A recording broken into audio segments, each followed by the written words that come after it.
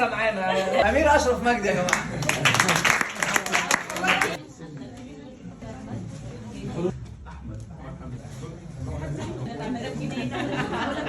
الشهاده يا جماعه بقى، يا جماعه بقى. الشباب عايش عايش عايش عايش عايش. حليتي الاول ال 80 سؤال اللي هنا خلصتيهم؟ دايسه نيكست واجاوب حاجات. هنا ايه الاخبار؟ الدنيا تمام بس لسه ما حدش فاضية نكتب فيها تحلل الاول. ماشي. ما ينفعش نكتب الماسلز، يعني باقي الماسلز نكتبها في ورقة فاضية، مثلا نكتب الماسلز. اكتبيها في ظهر الورقه. ماشي ظهر الورقه نفسها. ماشي معانا.